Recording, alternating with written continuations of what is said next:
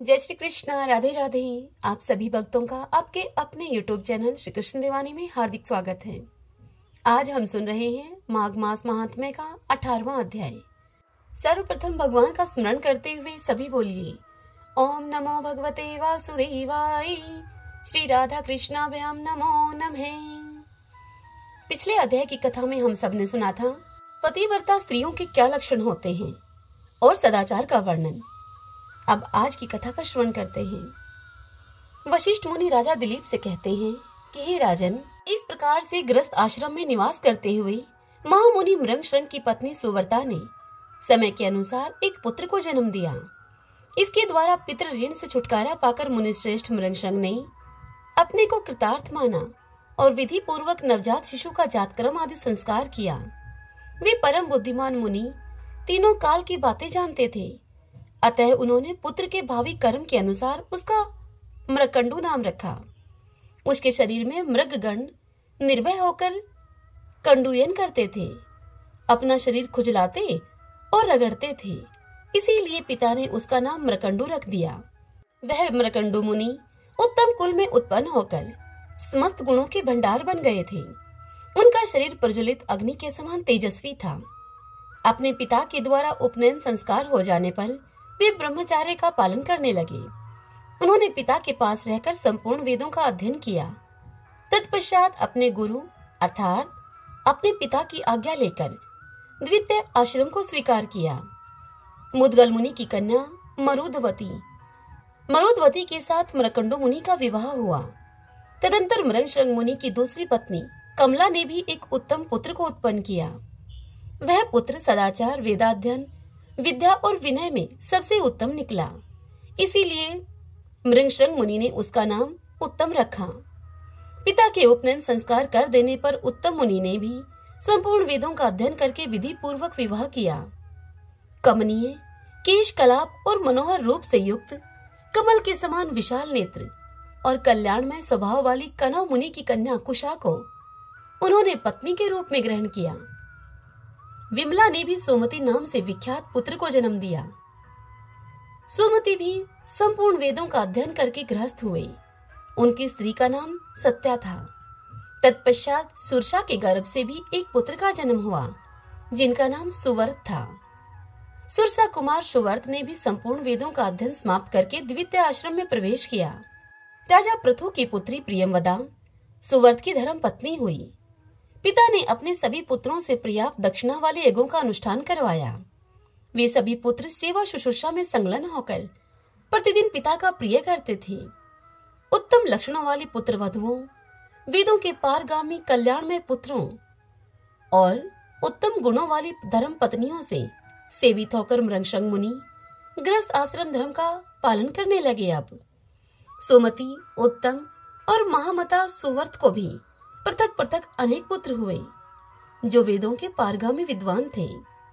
माघ मास आने पर मुनिवर मृगशृंग अपनी धर्म पत्नियों, पुत्र वधुओं, पुत्रों और पोत्रों के साथ प्रातःकाल स्नान किया करते थे। वे एक माघ भी कभी व्यर्थ नहीं जाने देते थे। माघ आने पर स्नान, दान, शिवजी की पूजा, व्रत और नियम ये गृहस्थ आश्रम के भूषण हैं। यह सोचकर वह मृगशृंग मुनि प्रत्येक साल माघ मास आने पर प्रातः स्नान किया करते थे। इस प्रकार सांसारिक सुख सौभाग्य का अनुभव करके उन महामुनि ने अपनी धर्म पत्नियों का भार पुत्रों को सौंप दिया और ग्रहपत्य अग्नि को अपने आत्मा में स्थापित कर लिया। फिर पुत्र का मुख देखकर और अपने शरीर को अत्यंत जराग्रस्त जानकर तपोनधि मृगशृंग मुनि ने तपस्या करने के लिए तपोवन को प्रस्थान किया। तपोवन में जाकर वहां पत्ते चबाने, छोटे छोटे तालाबों में जल पीने, संसार से उद्विग्न होने और रेतीली भूमि में निवास करने के कारण वे मृगों के समान धर्म का पालन करने लगे। मृगों के झुंड में चिरकाल तक विचरण करने के पश्चात उन्होंने ब्रह्मालोक प्राप्त कर लिया। वहां 4 मुखों वाले ब्रह्मा जी ने उनका अभिनंदन किया। मुनिवर मृगशृंग दिव्य सिंहासन पर विराजमान हुए और अपने द्वारा उपार्जित उपमा रहित अक्षय लोकों का वह सुख भोगने लगे। तदंतर एक समय प्रलय काल के बाद श्वेत वराह कल्प में वे पुनः ब्रह्मा जी के पुत्र के रूप से उत्पन्न हुए। उस समय उनका नाम ऋभु हुआ और उन्होंने निदाग को कल्याण का उपदेश दिया। शील और सदाचार से संपन्न उनकी चारों पत्नियां पुत्रों के आश्रय में रहकर कुछ दिनों तक कठोर व्रत का पालन करती रहीं। तत्पश्चात जीवन के अंतिम भाग में बुढ़ापे के कारण उनके बाल सफेद हो गए, उनकी कमर झुक गई, मुंह में एक भी दांत न रहा उनकी पत्नियों के, और इंद्रियों की वृत्तियां प्राय नष्ट हो गई। मुनि श्रेष्ठ मृकंडू के मरुदवती से कोई संतान नहीं हुई। उन्होंने माताओं की वैसी अवस्था देखकर मन ही मन इस प्रकार से विचार किया। वे मन में सोचने लगे कि मैं अपनी माताओं को साथ में लेकर अपनी स्त्री के सहित भगवान शंकर की राजधानी में जाऊंगा, जहां वे मुमूर्षा पुरुषों के कानों में तारक मंत्र का उपदेश दिया करते हैं। ऐसा निश्चय करके उन्होंने काशीपुरी की ओर प्रस्थान किया। वे मार्ग में काशी की महिमा का इस प्रकार से बखान करने लगे। मृकंडू मुनि बोले कि जो माता पिता और अपने बंधुओं के द्वारा त्याग दिए गए हैं, जिनके संसार में कहीं भी गति नहीं है, उनके लिए काशीपुरी ही उत्तम गति है। जो जरा अवस्था से ग्रस्त और नाना प्रकार के रोगों से व्याकुल हैं, जिनके ऊपर दिन रात पग पग पर विपत्तियों का आक्रमण होता है, जो कर्मों के बंधन में आबद्ध और संसार से तिरस्कृत हैं, जिन्हें राशि राशि पापों ने दबा रखा है, जो दरिद्रता से प्रास्त, योग से भ्रष्ट तथा तपस्या और दान से वर्जित हैं, जिनके लिए कहीं भी गति नहीं है, उनके लिए काशीपुरी ही उत्तम गति है। जिन्हें भाई बंधुओं के बीच पग पग पर मानहानि उठानी पड़ती हो, उनको एकमात्र भगवान शिव का आनंद कानन काशीपुरी ही आनंद प्रदान करने वाला है। आनंद कानन काशीपुरी में निवास करने वाले दुष्ट पुरुषों को भी भगवान शंकर के अनुग्रह से आनंद जनित सुख की प्राप्ति होती है। काशी में विश्वनाथ रूपी आग की आंच से सारे कर्म में बीज बुन जाते हैं। इसलिए यह काशी तीर्थ, जिनकी कहीं भी गति नहीं होती, ऐसे पुरुषों को भी उत्तम गति को प्रदान करने वाला है। वहां संसार रूपी सर्प से डसे हुए जीवों को अपने दोनों हाथों से पकड़कर भगवान शंकर उनके कानों में तारक ब्रह्मा का उपदेश देते हैं।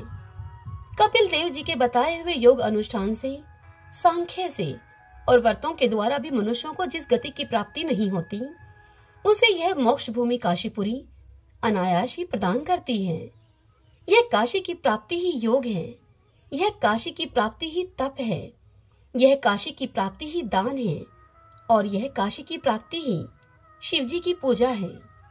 यह काशी की प्राप्ति ही यज्ञ, यह काशी की प्राप्ति ही कर्म, और यह काशी की प्राप्ति ही स्वर्ग, और यह काशी की प्राप्ति ही सुख है। काशी में निवास करने वाले मनुष्यों के लिए काम, क्रोध, मद, लोभ, अहंकार, मात्सर्य, अज्ञान, कर्म, जड़ता, भय, काल, बुढ़ापा, रजोगुण और विघ्न बाधा क्या चीज है? ये उनका कुछ भी बिगाड़ नहीं सकते। अपनी माताओं का मार्ग जनित कष्ट दूर करने के लिए इस प्रकार की बातें करते हुए मृकंडू मुनि धीरे धीरे चलकर माताओं के सहित काशीपुरी में जा पहुंचे। हे राजन, वहां उन मुनि ने बिना विलंब किए सबसे पहले मणिकर्णिका के जल में विधि पूर्वक वस्त्र के सहित स्नान किया। तत्पश्चात संध्या आदि शुभ कर्मों का अनुष्ठान करके पवित्र होकर उन्होंने चंदन और कुश मिश्रित जल से संपूर्ण देवताओं और ऋषियों का तर्पण किया। फिर अमृत के समान स्वादिष्ट पकवान, शक्कर मिली हुई खीर और गोरस से संपूर्ण तीर्थ निवासियों को पृथक पृथक तृप्त करके अन्नदान, धान्य दान, गंध, चंदन, कपूर, पान और सुंदर वस्त्र आदि के द्वारा दीनों एवं अनाथों का सत्कार किया। उसके बाद भक्ति पूर्वक डुंडीराज गणेश के शरीर में घी और सिंदूर का लेप किया और फिर 5 लड्डू चढ़ाकर आत्मीय जनों को विघ्न बाधाओं के आक्रमण से बचाते हुए अंतः क्षेत्रों में उन्होंने प्रवेश किया। वहां समस्त आवरण देवताओं की यथाशक्ति उन्होंने पूजा की। तदंतर महामना मृकंडू ने भगवान विश्वनाथ को नमस्कार और उनकी स्तुति करके माताओं के साथ विधि पूर्वक क्षेत्रोपवास किया। क्षेत्रोपवास उस क्षेत्र में रहने को कहा जाता है। विश्वनाथ जी के समीप उन्होंने जाकर रात बिताई और निर्मल प्रभात होने पर एकाग्रचित होकर मणिकर्णिका के जल में उन्होंने स्नान किया।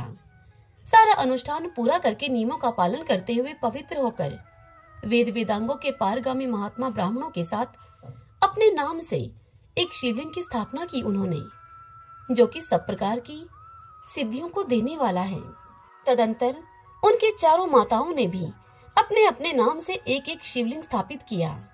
वे सभी लिंग दर्शन मात्र से मुक्ति प्रदान करने वाले हैं। डुंडीराज गणेश के आगे मर्कंडेश्वर शिव का दर्शन करने से संपूर्ण कार्य सिद्ध होते हैं और काशी का निवास भी सफल होता है। उस शिवलिंग के आगे सुवर्ता द्वारा स्थापित सुवर्तेश्वर नामक शिवलिंग है। उसके दर्शन से मनुष्य कभी विघ्न बाधाओं से आक्रांत नहीं होता और वह सदाचारी होता है।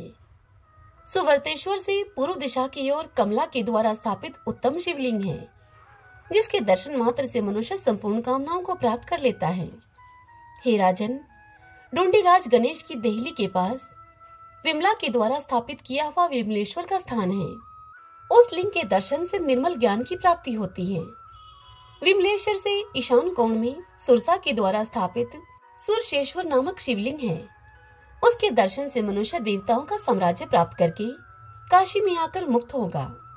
इतनी कथा सुनाकर वशिष्ठ मुनि राजा दिलीप से आगे कहते हैं कि हे राजन, मणिकर्णिका से पश्चिम मरुधवती के द्वारा पूजित शिवलिंग है, जिसके दर्शन मात्र से मनुष्य फिर जन्म नहीं लेता।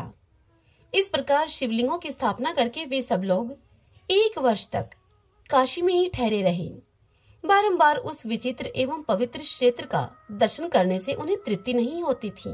मृकुंडो मुनि 1 वर्ष तक प्रतिदिन तीर्थ यात्रा करते रहे, किंतु वहां के संपूर्ण तीर्थों का पार न पा सके, क्योंकि काशीपुरी में पग पग पर तीर्थ हैं। एक दिन मृकुंडो मुनि की माताएं, जो कि पूर्ण ज्ञान से संपन्न थी, मणिकर्णिका के जल में दोपहर को स्नान करके शिव मंदिर की प्रदक्षिणा करने लगी। इससे परिश्रम के कारण उन्हें थकावट आ गई और वे सब की सब मरणासन होकर वहीं पर गिर पड़ी। उस समय परम दयालु काशीपति भगवान शिव बड़े वेग से वहां पर आए। तदंतर उन्होंने अपने हाथों से स्नेह पूर्वक उन सबके मस्तक पकड़कर एक ही साथ कानों में प्रणव मंत्र का उच्चारण किया। श्रीमन नारायण नारायण हरि हरि, भजमन नारायण नारायण हरि हरि। भक्तजनों, माघ मास में, कार्तिक मास में जो कथाएं सुनी जाती हैं, वही सभी कथाएं माघ मास में भी सुनी जाती हैं, क्योंकि यह मास भी कार्तिक मास की ही भांति भगवान श्री कृष्ण और भगवान श्री विष्णु को समर्पित है। तो आइए कार्तिक मास में सुनी जाने वाली उन कथाओं का श्रवण करें और पुण्य कमाएं। एक छोटी सी लड़की थी। वह भी कार्तिक स्नान करने वालियों के साथ कार्तिक का स्नान किया करती थी। अब कार्तिक का महीना पूरा हुआ, तब सभी कहने लगी कि हम तो गंगा जी जाएंगे, हम जमुना जी जाएंगे। कुछ कहने लगी कि हम हरिद्वार जाएंगे। उन सब को सुनकर वह लड़की कहने लगी, मैं तो अपने राय दामोदर भगवान को जिमाऊंगी, मुझे नहीं जाना कहीं भी। तब उस लड़की की बात सुनकर सभी उससे कहने लगी, कैसे हैं राय दामोदर भगवान, कैसे होते हैं? तब वह लड़की बोली कि मोर मुकुट, गले में वैजयंती की माला और उनके हाथ में पीताम्बर, ऐसे हैं मेरे राय दामोदर भगवान। और फिर सोचने लगी, फिर बोलती है, हाँ ऐसे ही हैं। जब घर गई तो घर जाकर उसने 2 मांझ करके रसोई बनाई और फिर दोबारा से मंदिर में आई और भगवान से बोली, आओ मेरे भगवान जीमो। उसे मंदिर में भगवान नहीं मिले।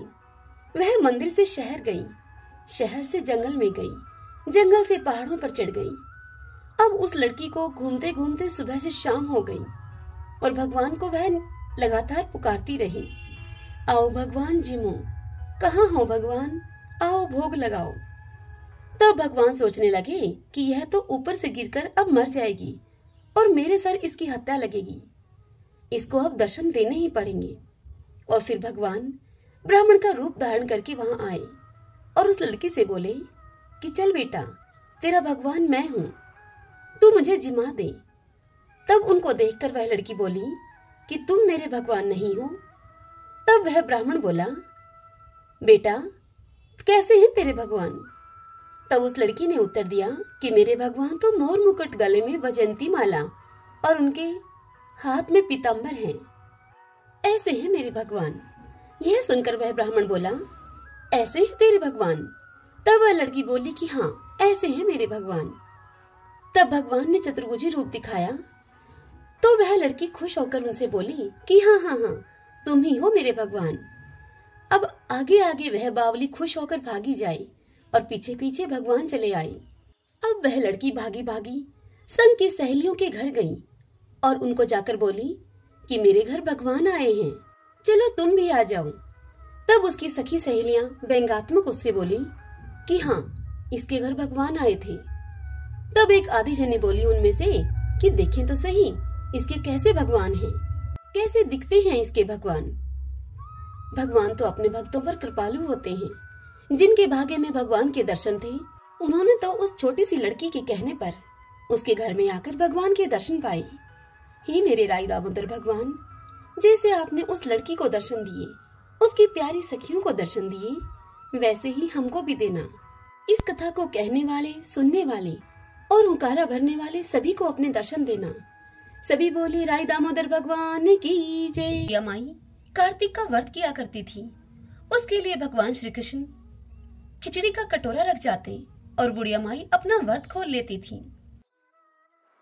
यह देखकर पड़ोसन बड़ी जलती थी कि इसका कोई भी नहीं है, फिर भी इसको खिचड़ी खाने के लिए मिल ही जाती है। एक दिन बुढ़िया माई कार्तिक नहाने के लिए गंगा जी गई हुई थी। भगवान आए और खिचड़ी का बेला मकान में रखकर चले गए। पड़ोसन ने खिचड़ी का वह बेला उठाकर मकान के पिछवाड़े में फेंक दिया। जब बुढ़िया माई आई तो उसने खिचड़ी का बेला बड़ा ढूंढा, लेकिन उसको वह कटोरी कहीं न मिली। उस दिन वह बुढ़िया माई भूखी ही रही और कहने लगी, कहाँ गई मेरी खिचड़ी, कहाँ गया मेरा बेला। बेला कटोरे को बोलते हैं। पिछवाड़े में उस खिचड़ी के 2 फूल बन गए। राजा आया और उन दोनों फूलों को तोड़कर वह ले गया। दोनों फूल रानी ने सूंघे तो रानी को अब गर्भ रह गया। राजा रानी की कोई संतान तो थी नहीं। फूल सूंघने से रानी के 2 लड़के पैदा हुए। लड़के अब बड़े होने लगे, परंतु वह लड़के किसी से भी बोलते नहीं थे। दोनों लड़के शिकार खेलने के लिए जाते तो रास्ते में उस बुढ़िया माई की झोपड़ी पड़ती थी। तब बुढ़िया माई उनसे कहती कि कहाँ गई मेरी खिचड़ी, कहाँ गया मेरा बेला। तब वह लड़के कहते कि हम ही हैं तेरी खिचड़ी, हम ही हैं तेरा बेला। जब भी लड़के शिकार खेलने के लिए जाते तो बुढ़िया माई उनसे हर बार यही कहती और लड़के जवाब में यही उत्तर देते। राजा को जब यह पता चला तो राजा ने बुढ़िया को बुलाया और उससे कहा कि हमसे तो ये लड़के बोलते नहीं हैं, तुझसे ये कैसे बोल लेते हैं। तब बुढ़िया माई ने कहा कि मुझे तो इस बात का कुछ नहीं पता, लेकिन हाँ, जब मैं कार्तिक का व्रत करती थी तो भगवान श्री कृष्ण मुझे खिचड़ी दे जाते थे। एक दिन मुझे खिचड़ी नहीं मिली। जब मैं कहने लगी कि कहाँ गई मेरी खिचड़ी, कहाँ गया मेरा बेला, तब लड़कों ने मुझे बताया तुम्हारी पड़ोसन ने वह खिचड़ी फेंक दी थी तो उसके फूल बन गए। फूल राजा जी तोड़कर ले गए, जिससे कि हम लड़के हो गए। हमें तो भगवान ने बुढ़िया के लिए ही भेजा है। तब राजा ने बुढ़िया को अपने महल में ही रख लिया। हे कार्तिक के राय दामोदर, जैसे आपने उस बुढ़िया माई को दिया वैसे सबको देना। इस कथा को कहते, सुनते, हुंकारा भरते सबके परिवार को देना, हमको भी देना और हमारे परिवार को भी देने की कृपा करना। सभी बोलो विष्णु भगवान की जय।